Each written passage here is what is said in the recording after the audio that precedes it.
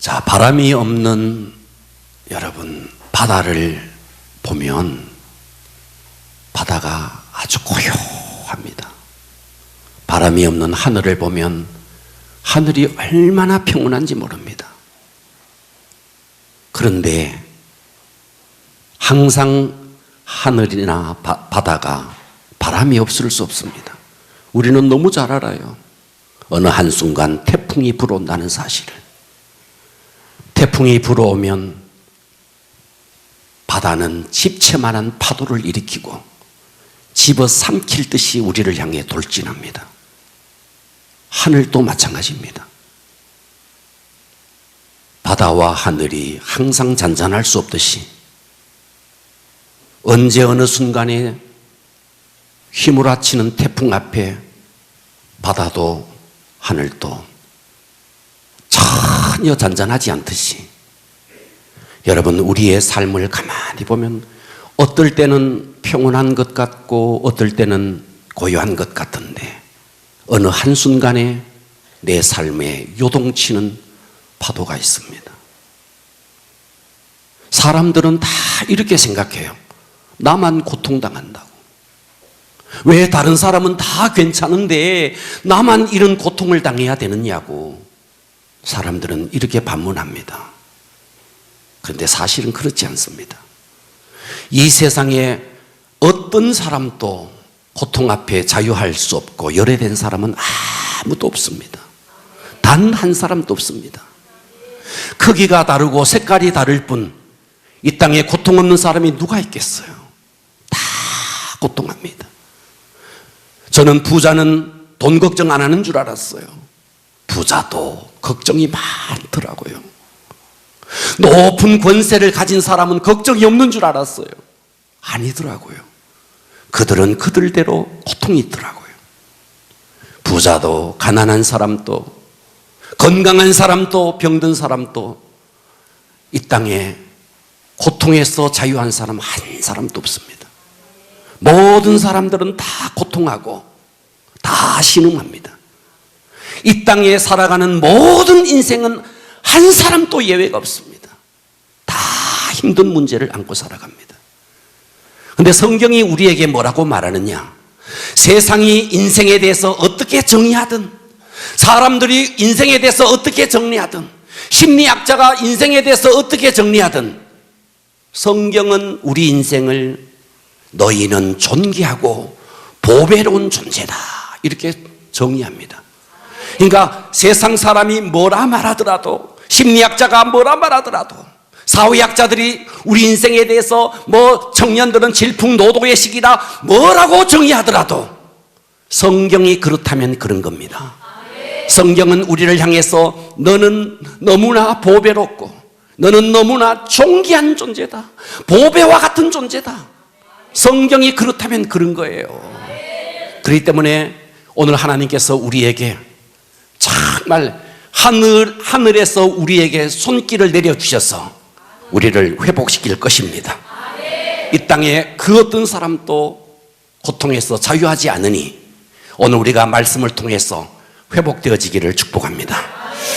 자, 우리가 인생을 살아가면서 내 삶이 어떤 형편에 처하더라도 명심해야 될 것, 나는 고귀한 존재다. 따라서 합시다. 나는 보배롭고 존귀한 존재다. 자, 우리가 사용하는 돈이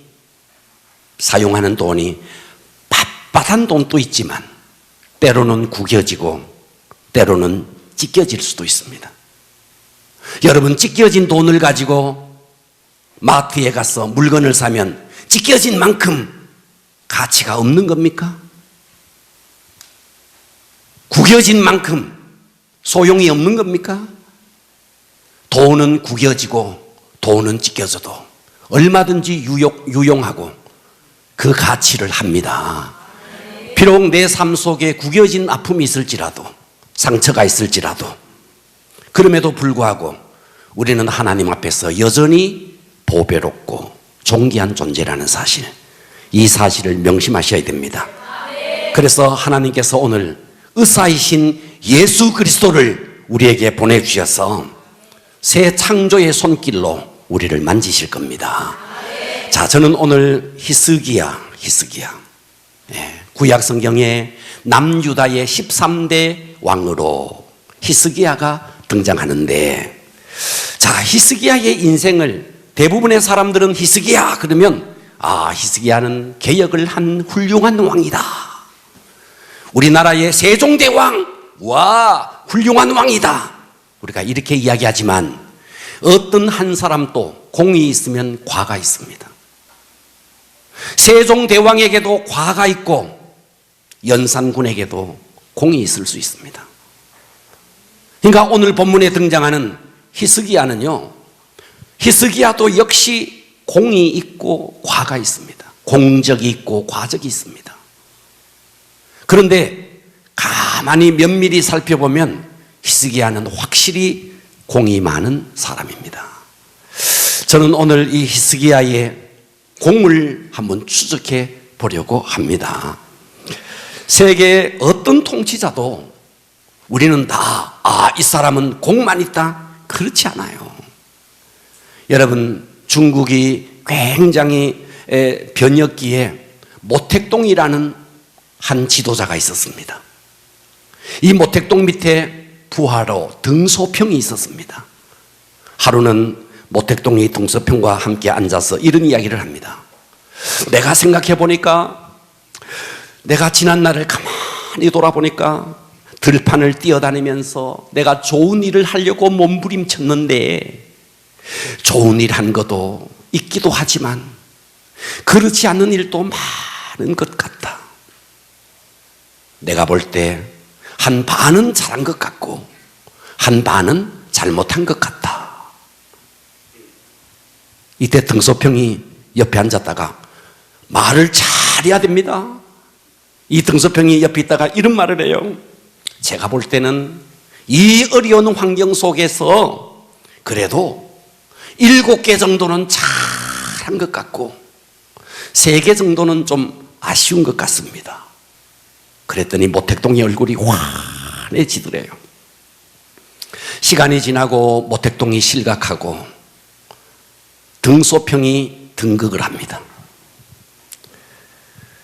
이 모택동의 공산당 혁명을 이루면서 이 강대국 속에서 그야말로 이 중국이라는 나라를 세운 도약시킨 국부로서 부족함이 없는 존재다라는 사실을 등소평은 인정했습니다. 그러나 이 등소평이 모택동을 가만히 보니까 정권을 강화하는 과정에서 홍위병을 세우고 문화대혁명이라는 이름으로 수많은 반대파들을 숙청하고 농업국가인 중국을 중공업 정책을 과도하게 펼치다가 수많은 사람들이 굶주리게 되고 국민 경제가 파탄에 이르는 굉장히 시를 많이 했습니다. 등소평이 딱 등극했을 때에 이탈리아의 기자 한 사람이 등소평을 찾아옵니다. 아주 도발하는 질문을 합니다. 왜 천안문에는 아직도 모택동의 사진이 걸려 있는 겁니까? 그때 등소평은 침착하게 이렇게 이야기를 합니다. 저 사진은 아마도 영원히 걸려 있을 겁니다. 기자는 계속해서 물어요. 모택동 시대의 갖가지 문제들이 너무나 많은데 어떻게 당신은 모택동을 옹호하는 겁니까? 그때 등소평 입에서 나왔던 소리가 07과삼이요. 공이 7개, 실이 3개라면 우리는 그 사람을 인정해줘야 하는 것이요.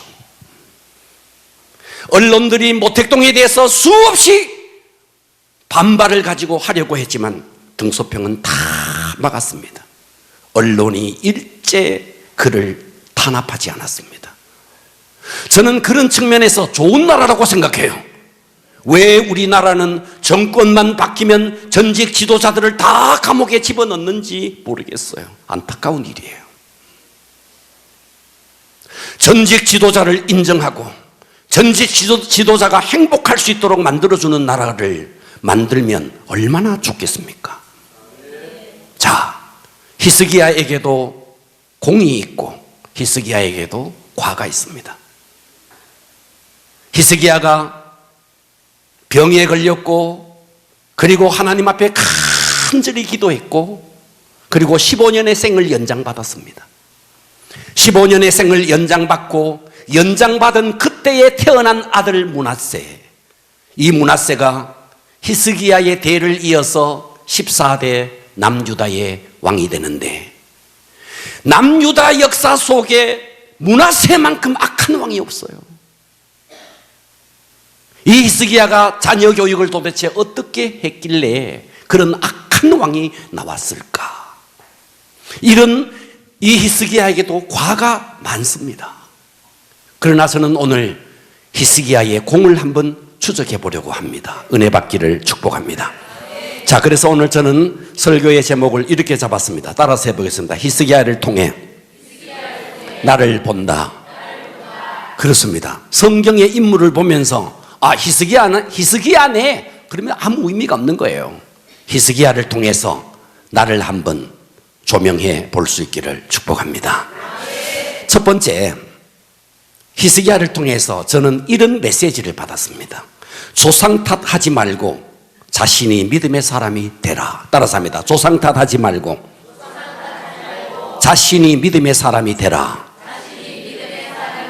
할렐루야. 자, 먼저 제 이야기를 좀 하면, 저는 태어나 보니까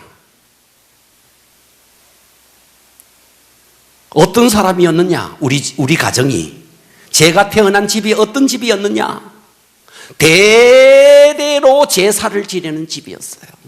대대로. 제가 태어나 보니까 우리 아버지는 제사를 지내고 우리 어머니는 절간에 가서 공을 들이는 그런 사람이었어요. 저는 아무것도 모르고 제사상에 누구 제사인지도 모르고 자다가 일어나서 제사를 지냈어요. 그리고 어린 시절 아들이라고 어머니의 손에 붙잡혀서 절간에 갔어 3000배의 절을 하는 어머니 엉덩이를 쳐다봤던 사람이에요. 저는 영적인 환경이 그런 자였어요. 저의 사촌, 팔촌까지 아무도 예수 안 믿는 가운데 저 혼자 예수 믿었어요. 그리고 추석이다, 구정이다, 그 한 동네가 저희 성씨가 아주 막 모판을 부어놓은 것처럼 그런 동네에 새벽부터 저녁까지 제사를 지내는데, 저는 어린 시절 아무것도 모르고 새벽부터 밤늦게까지 이것이 효도인가 싶어서 제사 지내러 다녔어요. 그런 제가 예수를 믿었어요. 그러니 저는 제사를 지낼 수도 없었고 절간에 따라갈 수도 없었고, 제사를 지내는, 그리고 절에 다니는 우리 부모에게는 굉장히 불효짓을 한 것이죠. 그러다가 제 믿음이 더 굳어지고 더 견고해지고 하나님의 콜링이 있었고 주의 종이 되어야만 했고, 그런 가운데 제 자신을 돌아보니까 왜 나는 믿음의 가정에 태어나지 않았나? 왜 우리 아버지는 장로고 목사고, 신학교에 가보니까 다 보니까 아버지가 장로고 아버지가 목사고, 그런데 왜 우리 아버지는 제사를 지내는 집에, 우리 어머니는 절간에 다니는 집에 내가 태어났는가? 라는 것에 대한 많은 회의가 있었습니다. 그래서 목사님이 아버지다, 장로님이 아버지다 라는 동료들을 보면 너무너무 부러웠어요. 예? 제 자신을 보면서 너무 부러웠어요. 그런데 어느 날 성경을 보면서 깨달아졌습니다. 자, 오늘 본문에 보니까 히스기야의 아버지가 어떤 사람이냐? 자, 역대하 28장 1절을 보십시오. 역대하 28장 1절, 여러분 자막을 이용하셔서 보겠습니다. 아하스가, 이 아하스가 누구냐? 아하스가 히스기야의 아버지예요. 이 아하스가 왕위에 오를 때 나이가 20세라 예루살렘에 16년 동안 다스렸으나 그의 조상 다윗과 같이 아니하여 여호와 보시기에 정직하게 행하지 아니하고, 그러니까 히스기야는 그의 아버지가 하나님을 섬기는 아버지가 아니었어요. 2절 보십시오. 이스라엘 왕들의 길로 행하여 다른 왕들 다 바알을 섬기고 아세라 선지자를 아세라 우상을 섬기는 바알의 우상을 부어 만들고, 그것만이 아니에요. 또 흰놈의 아들 골짜기에서 분향하고 그 흰놈의 골짜기에서 아들을 인신 제사를 지냈다는 거예요. 분향하고 여호와께서 이스라엘 자손 앞에서 쫓아내신 이방 사람들의 가증한 일을 본받아 그의 자녀를 불사르고, 4절 또 산당과 작은 산 위에 모든 푸른 나무 아래서 제사를 드리며 우상 숭배를 하고 있는 거예요. 5절 그러므로 그의 하나님 여호와께서, 여러분 우상 숭배하면 반드시 징계가 오는 거예요. 뭐라고 말하느냐? 그의 하나님 여호와께서 우상을 숭배하는 그 왕을, 그 나라를 어떻게 하는가? 아람 왕의 손에 넘기심에 그들이 쳐서 심히 많은 무리를 사로잡아 다메섹으로 갔으며, 또 이스라엘 왕 북쪽에는 북이스라엘이 있습니다. 북이스라엘 왕의 손에 넘기심에 그가 쳐서 크게 사륙하였으며 이는 그의 조상들의 하나님 여호와를 버렸음이라. 르말야의 아들 베가, 북이스라엘의 왕이었던 이 베가가 유다에서 하루 동안에 용사 12만 명을 죽였으며, 그러니까 이 남유다는 하나님을 섬기지 않고 바알을 섬기고 우상을 섬기다가 하나님께서 이 남유다를 징계해서 수많은 사람들이 쳐들어와서 이렇게 죽게 된 이와 같은 상황. 이 사람이 누군데? 히스기야의 아버지라는 거예요. 듣고 계시죠? 그러니까 한마디로 아하스는 하나님을 섬기지 않았다. 다윗의 길을 가지, 다윗은 하나님을 잘 섬긴 자예요. 그런데 다윗의 길을 가지 않았다. 하나님이 보시기에 정직히 행하지 않았다. 바알을 섬겼다. 흰놈의 골짜기에서 자녀를 불살랐다. 인신제사를 지냈다. 악한 왕 중에 악한 왕이 히스기야의 아버지라는 거예요.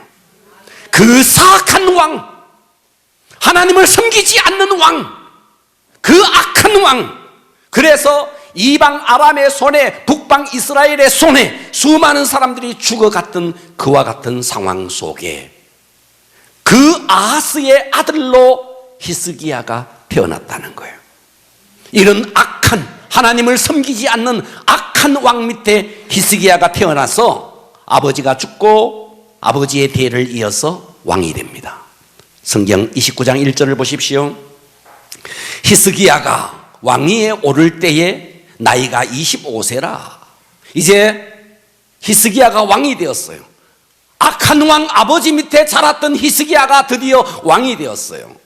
예루살렘에서 29년 동안 다스리니라. 그의 어머니의 이름은 아비야요 스가랴의 딸이더라. 2절 히스기야가 그의 조상 다윗의, 잘 보십시오, 다윗의 모든 행실과 같이 여호와 보시기에 정직하게 행하며 첫째 해 첫째 달에 여호와의 전문을 열고 수리하고, 왜? 아버지 때에 하나님의 성전이 다 부서지고 다 망가진 거예요. 그런데 그 아들 히스기야가 왕이 되면서 여호와의 전문을 열고 수리하고, 그리고 제사장과 레위 사람들을 동쪽 광장에 모으고 그들에게 이르되, 레위 사람들아 내 말을 들으라. 이제 너희는 성결하게 하고 또 너희 조상들의 하나님 여호와의 전을 성결하게 하며 그 더러운 것을 성소에서 없애라. 훌륭한 왕이다, 훌륭한 왕이 아니다? 훌륭한 왕이에요. 아버지는 비록 우상을 섬기는 악한 왕이었지만 그 아버지 밑에 태어난 아들 히스기야는 아버지가 행했던 그 모든 바알 신들을 성전에서 버리고 이렇게 하나님 앞에 정직하게 행하는 그런 자가 되었다는 거예요. 아버지가 이렇게 잘못을 해도 이런 악한 아버지 밑에서 이런 훌륭한 아들이 나올 수 있다는 거예요. 그러니까 우리 언제까지 조상 탓하겠느냐는 거예요. 우리 아버지가 그러니까 나는 어떻다고 언제까지 조상 탓, 부모 탓 하겠느냐는 거예요. 세상 사람들이 잘 되면 자기 탓이래요. 못 되면 조상 탓이래요. 입을 닫아야 됩니다. 조상 탓 더 이상 하지 말아야 됩니다. 얼마든지 내가 하나님 앞에 나와서 하나님의 사람이 되면 하나님은 나를 통해서 얼마든지 위대한 역사를 이룰 수 있습니다. 언제까지 우상 숭배든 우리 부모 탓하겠습니까? 언제까지 조상 탓하면서 여러분을 그렇게 한심하게 내버려 둘 것입니까? 히스기야를 보십시오. 본인이 믿음의 사람으로 세워지니까 히스기야를 통해서 놀라운 역사가 일어났습니다. 하나님께서 이 땅에 예수 그리스도를 왜 보내주셨습니까? 사단의 모든 사슬을 끊어버리고 우리에게 풍요로운 삶을 주기 위해서 예수 그리스도를 우리에게 보내주신 것입니다. 에덴 동산에서 잃어버렸던 그 모든 것, 예수 그리스도께서 이 땅에 오셔서 모든 것을 찾아주셨습니다. 그러므로 예수 그리스도를 영접하는 순간에 저와 여러분은 하나님의 나라의 왕족이 되는 것입니다. 그러므로 여러분의 삶을 돌아보십시오. 무엇을 잃어버렸습니까? 여러분의 삶에 무엇이 없습니까? 웃음을 잃어버렸습니까? 행복을 잃어버렸습니까? 물질을 잃어버렸습니까? 무엇을 잃어버렸습니까? 내가 예수를 믿었다 할지라도 사단은 언제나 우리에게 와서 빼앗아가려고 합니다. 할렐루야. 요한복음 10장 10절에는 도둑이 오는 것은 도둑질하고 죽이고 멸망하려는 것뿐이요, 이 사탄 마귀는 우리에게 와서 도둑질하려고 하는 거예요. 여러분의 웃음을 빼앗아가고 건강을 빼앗아가고 기쁨을 빼앗아가고 물질을 빼앗아가고 행복을 빼앗아가려고 하는 거예요. 그러나 예수님이 오신 것은, 내가 온 것은 양으로 생명을 얻게 하고 더 풍성하게 얻게 하려 하는 것이라. 여러분, 사단에게 빼앗겼던 모든 것을 돌려받아야 됩니다. 더 이상 빼앗길 수 없습니다. 여러분의 웃음이 빼앗겼다면 다시 예수 그리스도 안에서 조상 탓, 남 탓하지 말고 예수 안에서 회복되기를 축원합니다. 신앙생활 오래 했어도 내가 믿음 위에 굳게 서 있지 못하면 사단은 계속해서 우리를 공격합니다. 여러분, 마귀는 말이죠, 마귀는 여러분의 상황을 흔들면서 여러분의 믿음을 흔들려고 하는 거예요. 마귀는 얼마든지 우리의 상황을 흔들 수 있어요. 결국 상황을 통해서 마귀가 우리에게 노리는 건 뭔데? 우리의 믿음을 흔들려고 하는 거예요. 상황이 좀 흔들리면 거기서 죽느니 사느니 마느니 하면서 내 믿음이 흔들려 버리면 마귀가 볼 때는 막 기가 사는 것도 재밌어 죽겠죠. 아주 마귀가. 마귀가 아무리 내 상황을 흔들어도 나는 하나님의 자녀야, 나는 까딱하지 않아, 단단하게 믿음 위에 세워지면 마귀가 뭐라 그러는지 아세요? 에이씨 재수없네 하고 가는 거예요.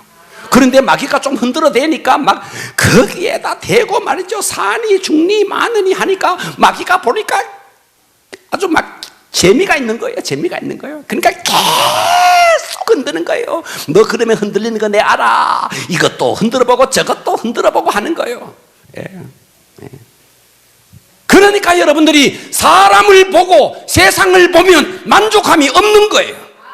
나의 하나님 그분만 보면 그 안에서 만족하는 거예요. 동남풍아 불어라 서북풍. 동남풍이 뭔지 아세요? 여러분, 이스라엘이 이렇게 있습니다. 자, 대한민국을 생각해 봅시다. 대한민국이 있는데 저 서쪽과 북쪽에는요 중국이 있습니다. 듣고 계십니까? 중국 쪽에서 불어오는 바람, 남쪽과 남쪽과 동쪽에는 일본이 있습니다. 일본 쪽에서 불어오는 바람 듣고 계시죠? 이스라엘이 있으면요 북서쪽, 서북 쪽에서는요 지중해가 있습니다. 남쪽에는 아라비아 사막이 있습니다. 사막에서 불어오는 바람과 저 북서쪽 지중해에서 불어오는 바람이 있습니다. 지중해에서 불어오는 바람은 차가운 바람으로 풍족한 비를 줍니다. 그러나 저 남쪽에서, 동쪽에서, 사막에서 불어오는 바람은 뜨거운 열풍이 불어옵니다. 이것은 우리에게 뭘 말하는가? 때로 우리가 인생을 살아가면서 서북풍과 같은 좋은 바람이 있을 수 있다. 하지만 우리의 인생에 동남풍 같은 뜨거운 열풍이 불어와서 우리를 지치게 할 수도 있다. 동남풍아 불어라, 서북풍아 불어라. 그래서 이 백합화가 있는데 가시밭에 백합화가 서북풍이 불고 동남풍이 불면 가시밭에 백합화가 찔려가지고 향기가 더 난다는 거예요. 듣고나 계십니까? 노래는 알고나 불렀습니까? 할렐루야. 그러니까 우리는 내 상황이 어떠하든지 간에 나는 예수 안에서 믿음을 단단하게 세우겠다. 이것만 있으면 마귀가 재수 없다 하면서 도망가는 거예요. 승리하기를 축복합니다. 할렐루야.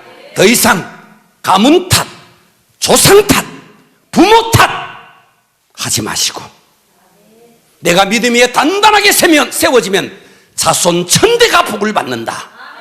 그러나 내가 흔들리면 사단은 얼마든지 하나님께서 내게 주신 것을 도둑이 와서 도둑질하듯이 우리에게 있는 것을 빼앗아갈 수가 있다.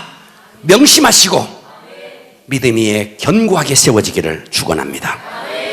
두 번째, 히스기야를 통해서 나를 조명해 보기를 바랍니다. 두 번째는 히스기야가 가만히 보면요, 감사의 에너지를 이웃에게 전염시키는 사람이었어요. 자기가 그냥 감사하면 자기 혼자 감사한 게 아니었어요. 온 민족을 감사하게 하더니 온 민족뿐만 아니어서 북방의 이스라엘. 자, 이스라엘은 이렇게 우리나라가 남쪽과 남한과 북한이 있듯이 이스라엘도 말이죠, 남쪽에는 유다, 북쪽에는 이스라엘, 남과 북이 나눠져 있었습니다. 그런데 이미 히스기야 때는 북쪽의 이스라엘이 아수르에 의해서 이미 망해버렸어요. 듣고 계시죠? 이미 망해버렸어. 그래서 이 북이스라엘에 있는 국민들은 아수르의 통치를 받고 있는 거예요. 그런데 아수르가 너무나 큰 나라였기 때문에 하나하나 동네 마을마다 통치가 미치지 않았습니다. 그때 남유다의 히스기야는 북쪽의 아수르의 통치를 받고, 그러나 통치가 제대로 미치지 않는 그 나라에게 편지를 보내요. 편지를 보내서 우리 함께 예루살렘에 와서 하나님의 성전에서 유월절을 드리자, 유월절 감사의 제사를 하나님 앞에 올려드리자 하면서 편지를 보내는 거예요. 성경을 보겠습니다. 역대하 30장 1절 봅니다. 히스기야가, 보고 계십니까? 온 이스라엘과, 이스라엘은 북쪽 이스라엘이에요. 온 이스라엘과 유다는 남쪽이에요. 북이스라엘은 이미 망했다 그랬어요. 듣고 계시죠? 유다의 사람을 보내고 또 에브라임과 므낫세, 에브라임 지파, 므낫세 지파는 다 북쪽 이스라엘 지파입니다. 편지를 보내요. 예루살렘 여호와의 전에 와서 이스라엘 하나님 여호와를 위하여 따라서 합니다. 유월절을 지키라. 와, 여러분, 히스기야는 남유다 왕이에요. 북이스라엘은 이미 망했어요. 그 망한 나라에 아수르의 통치가 제대로 미치지 않는 그 나라의 백성들에게 편지를 보내서 예루살렘으로 와서 하나님 앞에 유월절을 드리자, 이렇게 감사를 전념하고 있는 겁니다. 30장 7절을 보십시오. 너희 조상들과 너희 형제와 같이 하지 마라. 너 하나님을 섬겨야지, 우상 섬기면 너 그렇게 망하잖아. 너희 조상과 너희 형제같이 하지 말라. 그들은 그들의 조상들의 하나님 여호와께 범죄하였으므로 여호와께서 멸망하도록 버려두신 것을 너희가 똑똑히 보는 바니라. 그런즉 너희 조상들과 같이 목을 곧게 하지 말고 여호와께로 돌아와 영원히 거룩하게 하신 전에 들어가서 너희 하나님 여호와를 섬겨 그의 진노가 너희에게서 떠나게 하라. 사랑하는 여러분, 우리 하나님을 섬겨야 됩니다. 하나님 섬기지 않고 목을 곧게 해서 우상 섬기고 하면 이 진노가 우리에게도 온다는 거예요. 그래서 히스기야가 북쪽에 이미 망한 그들에게 편지를 보내서 더 이상 그렇게 하지 마라. 여호와의 전에 와서 하나님 앞에 감사의 제사를 드려라, 이렇게 말하고 있는 겁니다.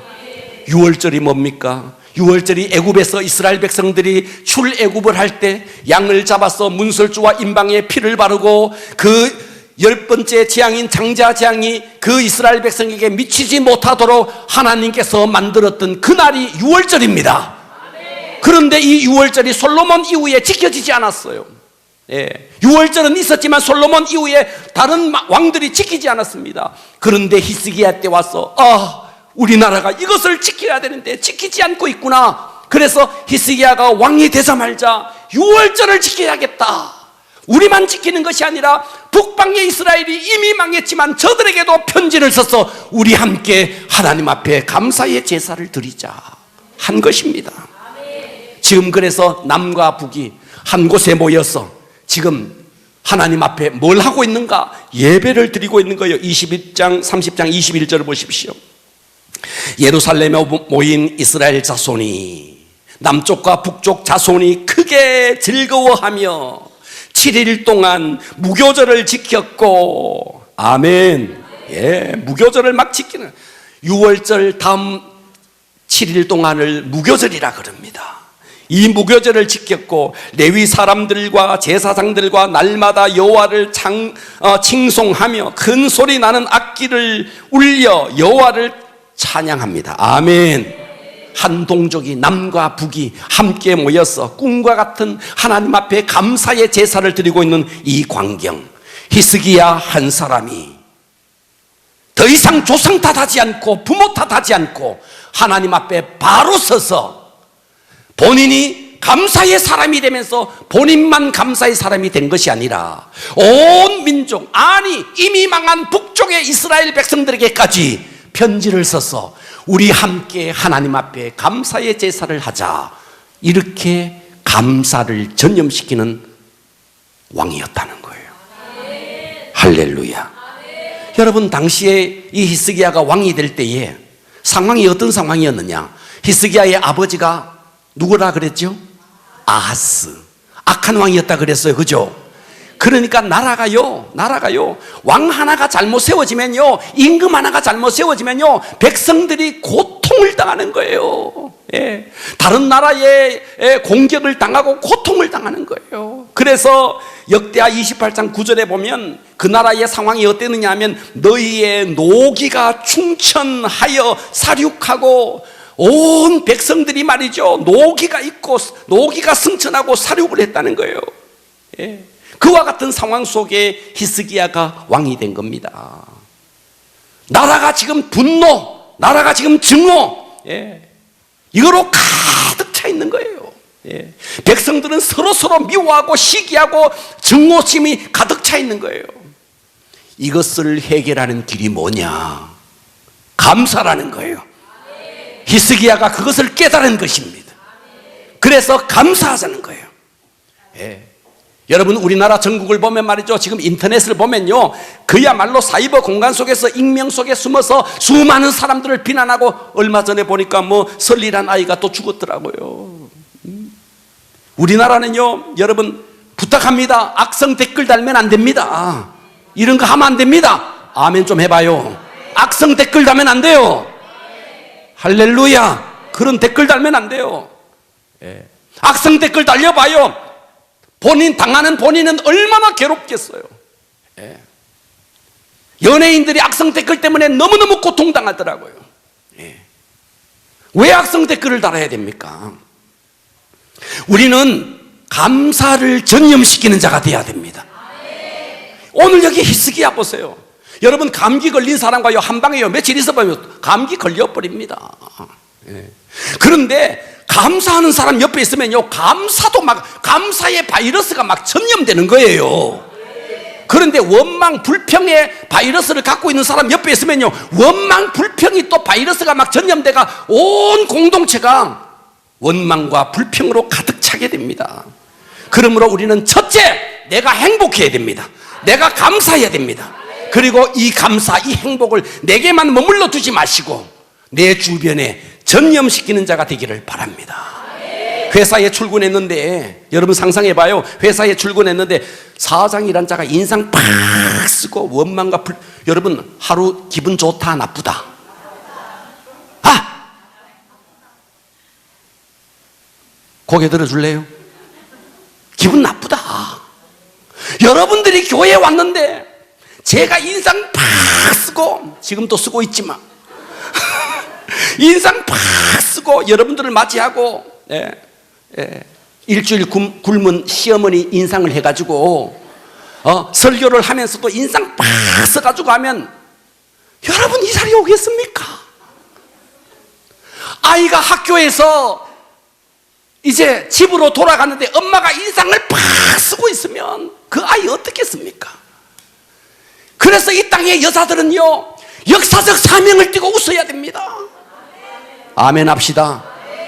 퇴근하는 남편 인상 팍 쓰고 그 남편을 맞이하면 어떻겠습니까? 학교에 갔다 오는 아이 만면의 미소를 띠고 반겨줘야지. 하루 종일 일하고 오는 남편 만면의 미소를 띠고 반겨줘야지. 인상 팍 쓰고. 듣고 계시죠? 할렐루야. 우리는요 감사 바이러스. 사람 만나면요 기분 좋아야 됩니다. 향기가 나야 됩니다. 예. 그런데 만나면요 한마디만 탁 하면요 막 탁 걸리는 게 있습니다. 가슴이 막 움찔해집니다. 마음이 막 상해집니다. 그런 사람 옆에 시간이 지나면 사람은 다 떠나가는 겁니다. 우리 모두 감사의 바이러스를 전염시키기를 축원합니다. 유대인 어느 어머니가요 이런 글을 썼어요. 유대인. 자, 어머니가 아이 교육을 잘 시켜서 훌륭한 자식을 만든 거예요. 그런데 그 비결이 뭔가 기자가 가서 물었어요. 물었더니 저는 우리 아이에게 3가지를 교육합니다. 그랬어요. 이 자리에 계신 어머니 여러분, 이 3가지를 잘 들어주시기 바랍니다. 저는 3가지를 교육합니다. 첫째, 작은 일이나 큰 일이나 어려운 일이나 쉬운 일이나 어떤 일을 만나더라도 따라서 합니다. 감사하라. 제 이야기가 아니고 유대인 어머니의 교육입니다. 어떤 경우에도 감사해라. 감사의 습관을 들여라. 우리는 어때요? 야, 공부 열심히 해라. 열심히 공부해라. 공부가 남주나. 따라서 합시다. 감사해라. 자식에게 감사해라. 감사해라. 두 번째 주문이 뭐냐? 두 번째 주문은 아들아, 너 주변의 친구들 가운데 원망하고 불평하는 친구 있지? 사귀지 마라. 사귀지 마라. 원망하고 불평하는 친구는 사귀지 마라. 우리는 어때요? 야, 누구 공부 잘하나? 공부 잘하는 애 우리 집에 데리고 온나? 공부 못하는 애 데리고 오면 저런 애 데리고 오지 마라. 회개하라. 우린 그러지 말아야 됩니다. 원망하는 아이는 사귀지 말라는 거예요. 왜? 너도 그 원망의 바이러스에 전염될 수 있다. 원망하는 자를 사귀지 마라. 세 번째, 감사하는 사람과 친하게 지내라. 이 3가지가 다 감사해요. 감사. 네가 감사하는 사람이 되라. 감사하지 않고 원망하는 사람 사귀지 마라. 감사하는 사람 가까이 친하게 지내라는 거예요. 기자가 와서 훌륭하게 된 사람의 그 아이를 교육시킨 부모를 조사를 했더니 그렇게 이야기했다는 거예요. 여러분, 지금 대한민국은요 진짜 지금이야말로 감사할 때입니다. 감사해야 됩니다. 가정에서도 감사가 회복되어야 됩니다. 국가에 대해서도 감사가 회복되어야 됩니다. 모든 사람, 여러분 만나는 모든 사람에게 감사를 전염시킬 수 있기를 축복합니다.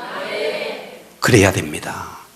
이 히스기야가 그랬다는 거예요.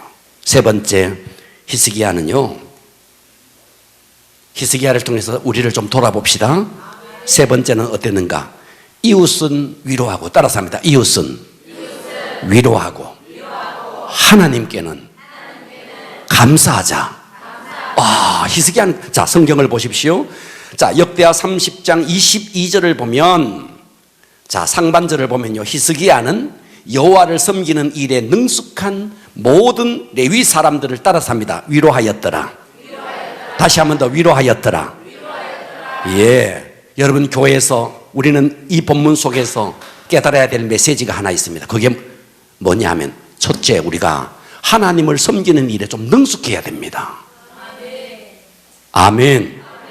능숙해야 돼. 능숙하다는 말을 다른 성경을 보니까요, 통달했다고 돼 있더라고요. 통달. 그러니까 여러분, 교회에서 찬양을 한다. 찬양에 통달해야 되고요. 연습도 안 해가지고 와가 삐떡 서가지고 하는 게 아니고요. 찬양도요, 통달을 해야 되고요. 듣고 계시죠? 예, 능숙해야 됩니다. 예. 세상 일에는요, 능숙합니다. 돈 버는 일에는. 그런데 교회 와가지고요, 10년을 다녀도 초신자야. 10년을 다녀도. 이미 집사 딱지 딴 지가 언젠데 아직도 초신자, 아직도 위로받기를 원하고, 누구 나 위로 안 해주나, 아직도 아직도 이러고, 네가 가서 위로해라. 네가 가서. 맨날 누가 와서 말 건네주기. 네가 가서 말 건네라. 맨날 누가 와서 해주기를 바라고. 언제까지? 10년, 20년, 30년을 지나도 초신자같이. 세상 일에는요, 얼마나 눈치가 빠른지 몰라요. 얼마나. 근데 교회 와서는 아직도 우리 회복하기를 바랍니다. 네. 그리고 여기에 보니까 히스기야는 여호와를 섬기는 데 능숙한 레위 사람, 제사장 지파죠. 제가 오늘 말씀을 마치고 내려가면 저를 많이 위로해 주기를 바랍니다. 저는 아직도 교회 개척 이래 지금까지 한 번도 성도의 위로를 받아본 적이 없습니다. 목사님 어떡하? 또 위로를 해 주시기를 바라요. 목사님이 위로해 줘야지. 목사님이 위로했습니까? 예, 함께 합시다. 저도 할 테니까 우리 같이 하자고요. 같이. 저도 여러분 위로하고 여러분 또 저를 위로하고 앞에 찬양 인도하는 사람들 위로하고 직분 잘 감당하는 사람들 위로하고 서로 위로하고 격려하고 교회가 좀 그렇게 되었으면 좋겠습니다. 여러분, 미국의 유명한 강연자인 지그 지글러 박사가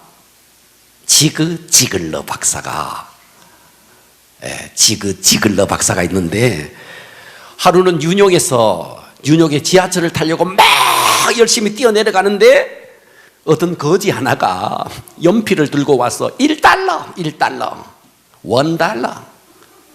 하나를 1달러만 달라는. 그래서 이 지글러 박사가 너무 바쁜데, 그래서 알았다고 하면서 1달러를 손에 쥐어주고 가던 길을 냅다 달려갔습니다. 가다가 지글러 박사가 갑자기 생각이 바뀌었어요. 다시 딱 그 거지에게로 달려가서 이렇게 말했습니다. 여보시오, 1달러어치의 연필을 주시오. 그냥 가더니 뭐 또 연필을 달라 그래. 연필을 받았어요. 그리고 그 거지에게 이렇게 말합니다. 당신은 지금 나에게 1달러를 받고 연필을 팔았소. 당신은 더 이상 거지가 아니요. 당신은 1달러어치의 연필을 판 당신은 사업가요. 이 말을 명심하시오. 이 거지가 황당해가지고, 뭔 소리야? 황당해가지고 있다가 가만히 생각해 보니까, 그렇지. 내가 1달러를 받고 연필을 팔았지. 내가 더 이상 거지가 아니지. 나는 사업가야. 이 사람의 거지의 자화상이 바뀌었어요. 그리고 이 사람이 사업을 했어요. 그리고 큰 사업가가 됐어요. 그리고 지글러 박사를 찾아왔어요. 박사님, 어느 날 뉴욕 지하철에서 저를 기억하시겠습니까? 이 지글러 박사가 어떻게 기억하겠어요? 근데 이 거지는 너무 잘 기억하는 거예요.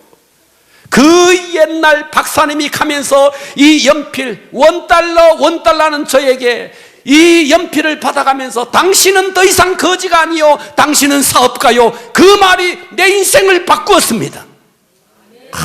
그 말 한마디에 이 거지의 자화상이 바뀐 거예요. 할렐루야. 네. 여기서 끝나지 않습니다. 이 히스기야는요, 위로만 했는 게 아니에요. 자, 30장 22절 하반절을 보십시오. 우리 다 같이 한번 합독합니다. 이와 같이 시작. 이와 같이 절기 7일 동안에 무리가 먹으며 화목제를 드리고 그의 조상들의 하나님 여호와께 아멘.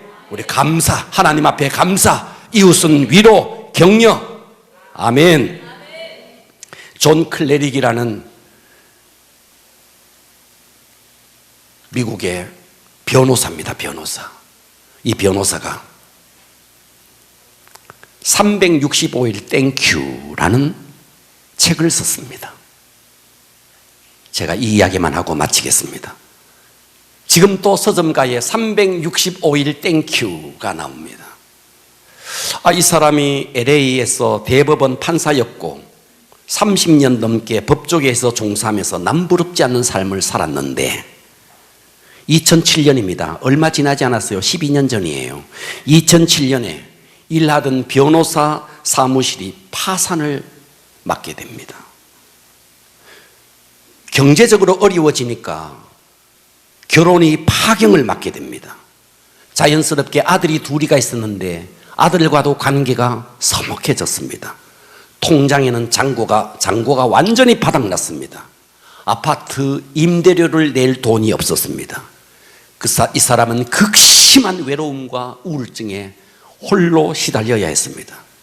그러던 어느 날 이 존 클레릭이 어린 시절 주일학교를 다녔는데 어린 시절 자기의 할아버지가 들려주던 한 말씀이 탁 떠올랐습니다. 그 한 말씀이 뭐냐 하면 너가 가지고 있는 것에 대해서 감사하는 법을 배울 때까지 너는 원하는 것을 얻지 못할 것이다. 너가 가지고 있는 것에 대해서, 네가 지금 가지고 있는 것에 대해서 감사하는 법을 배울 때까지 너는 원하는 것을 얻지 못할 것이다. 할아버지가 들려준 덕담 한마디가 생각이 났어요. 그래서 이 존 클레릭은 그때부터 그래, 지금 내 삶의 주변을, 환경을 돌아보면서 일단 감사하자. 내 목숨이 살아있네? 감사하자. 내 콧구멍에 공기가 제공되고 있네? 감사하자. 하나님이 내게 태양을 제공해 주고 있네? 감사하자. 어제 수많은 사람이 죽었는데 나는 죽지 않고 오늘이라는 하루를 하나님께서 내게 주셨네? 감사하자. 와, 돌아보니까 감사할 게 너무 많은 거예요. 감사할 게 너무 많은 거예요. 그래서 그때부터 하루 한 가지씩 자기 혼자 감사한 것이 아니라 주변 사람들에게 감사의 편지를 썼어요. 나 당신에게 이것 때문에 감사하다고, 이것 때문에 감사하다고 계속 한 사람 한 사람에게 감사의 편지를 썼어요. 친구에게 편지를 보내고 직장 동료에게 편지를 보냈어요. 심지어 자기에게 적대적인 감정까지 갖고 있는 사람들에게 감사의 편지를 보내기 시작했어요. 놀라운 일이 벌어졌어요. 365일, 1년 딱 했어요. 1년 365일 감사 편지를 딱 보냈는데 감사 편지를 365일을 딱 보내고 난 그 다음 날 이 사람은 원래 엄청난 비만이었어요. 그런데 비만이 정상적으로 돌아가 있는 거예요. 이 자리에 계신 비만인 여러분, 감사하면 비만도 달아나는 것입니다. 뱃살 감사하면 뱃살도 달아나는 것입니다. 원망 불평하면요 다 달라붙는 거예요. 네. 할렐루야. 네. 이렇게 막 감사하다가 보니까 어떻게 됐는가 하니까 아들과도 관계가 회복돼 있고 아내와의 관계도 회복돼 있고 주변의 모든 사람들과 관계가 다 회복돼 있는 거예요. 감사가 한 사람을 살렸던 것입니다. 할렐루야. 우리 더 이상 조상 탓하지 말고 내가 하나님 안에서 믿음의 사람으로 세워지기를 바랍니다. 감사의 에너지를 이웃에게 전념시킬 수 있기를 바랍니다. 주변 사람 하나하나 만나서 우리 위로하고 격려하고 하나님 앞에 감사하고. 여러분, 바다가 언제나 잔잔할 수 있나요? 하늘이 언제나 평온할 수 있나요? 어느 한순간 태풍이 불 수 있지 않습니까? 마귀는 언제나 우리의 삶의 환경을 건드립니다. 환경을 건드릴 때 내가 그 환경 때문에 좌지우지 쥐락펴락하면 마귀는 재미있어서 계속 더 건드릴 겁니다. 동남풍아 불어라, 서북풍아 불어라. 나는 사람을 보지 않는다. 믿음의 하나님만 바라본다. 믿음으로 하늘에 계신 하나님만 바라본다. 내가 가시에 찔리더라도 나는 예수의 향기를 날린다. 이런 자에게 마귀가 재미없어서 어떻게 건드리겠어? 에이 재수없네 하면서 가지 않겠습니까? 해답은 감사합니다. 승리하기를 축원합니다. 기도하겠습니다.